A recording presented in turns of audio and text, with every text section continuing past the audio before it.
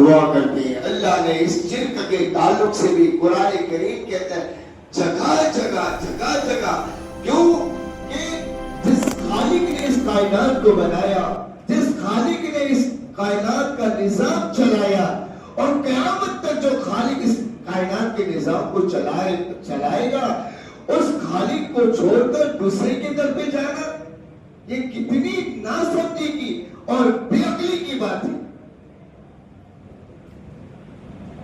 ہم اپنی ہر ضرورت کو، جب بھی کوئی تقاضا پیش آ جائے، جب بھی کوئی مشکل کا وقت پیش آ جائے، جب بھی کوئی تکلیف آ جائے، جب بھی کوئی ٹینشن ہمارے سر پر آ جائے، تو صرف اور صرف اللہ کو پکارے، اللہ کے ساتھ کے سوا کسی کو نہ پکارے.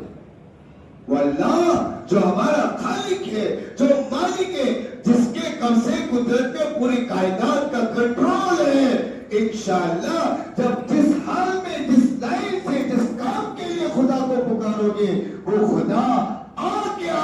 اگر خیر ہے تو اسی وقت تمہارا کام بنا گیا، اس کے لیے کوئی مشکل نہیں.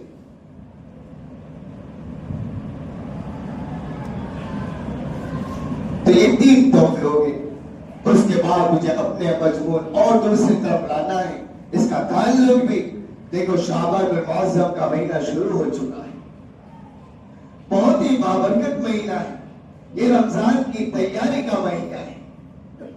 صحابہ کرام کی زندگی ابھی تفسیر پڑھا تھا، اس میں لکھا ہے کہ جب شعبان کا چاند نظر آتا تھا، سب سے پہلے تو جناب محمد رسول اللہ صلی اللہ علیہ وسلم اہتمام کے ساتھ شعبان کے چاند کو بھی دیکھتے تھے، چاند دیکھنے کی تعلیم بھی دیتے تھے.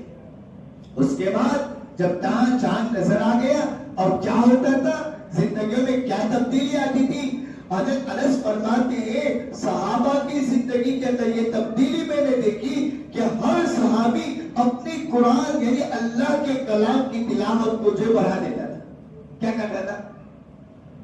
ہماری طرح انتظار نہیں کرتا تھا کہ بھئی رمضان کا چاند نظر آئے گا تو قرآن ہاتھ میں لیں گے. نہیں، جہاں شعبان کا چاند نظر آ گیا، قرآن کے پابند تھے صحابہ، ہر صحابی قرآن کے پابند تھے، لیکن فرمایا کہ شعبان کے مہینے میں قرآن کی تلاوت میں کیا ہو جاتا تھا؟ اضافہ ہو جاتا تھا، بڑھا دیتے تھے. صحابہ کیا کرتے تھے؟ قرآن کی تلاوت کو بڑھا دیتے. پہلا عمل تو یہ بتا. اس کے بعد دوسرا عمل یہ بیان فرما رہے ہیں حضرت انس رضی اللہ تعالیٰ عنہ کہ ہر صحابی اپنے اعتبار سے اپنے مال کا پورا حساب کرنا شروع کر دیتا تھا. پورا حساب کرنے کے بعد رمضان سے پہلے اپنے مال کو جو حساب کر کے اس کی زکات کو مستحق زکات تک پہنچا دیتے تھے، تاکہ جو ہے ہر فقیر بھی، ہر غریب بھی، ہر محتاج بھی، ہر ضرورت مند بھی رمضان مبارک کے مہینے کے اندر اپنی ضرورت کو عافیت کے ساتھ پورا کر لے. اس کی بھی سحری اچھی ہو، اس کی بھی افطاری اچھی ہو. اس وجہ سے صحابہ کرام کا نظام یہ تھا کہ رمضان سے پہلے ہی پوری تیاری کر ڈالتے تھے، اور اپنی زکاتوں کو اکثر و بیشتر صحابہ کرام اپنی زکاتوں کو رمضان سے پہلے ہی نکالتے ہیں. ہم انتظار کرتے ہیں رمضان کا. رمضان میں یہ بھی ہے کہ رمضان میں ثواب زیادہ ملتا ہے، لیکن کوئی ضرورت مند تمہارے پاس آ جائے، ہمیں پتہ ہے یہ ضرورت مند ہے، میرا خاندان کے اندر یہ غریب ہے، میرے اڑوس پڑوس میں یہ غریب ہے، ان کو وقت سے پہلے پہنچا دو. اس کی ایک ضرورت ہم نے پوری کی، اللہ ہماری 70 ضرورتوں کو پورا فرمائے گا. بلکہ حدیث پاک کے اندر آتا ہے کہ 30 ضرورتیں تمہاری دنیا کے اندر پوری ہوگی، 40 ضرورتوں کو اللہ آسمانوں کے اندر، یعنی جب تمہیں ضرورت ہوگی میدان محشر کے اندر، اس وقت اللہ تمہاری ضرورت کو پورا فرمائے گا. بلکہ علماء نے یہاں تک لکھا ہے سب سے بڑی ضرورت میدان محشر کے اندر مغفرت کی ہوگی. اللہ مغفرت کا اعلان فرما دے گا.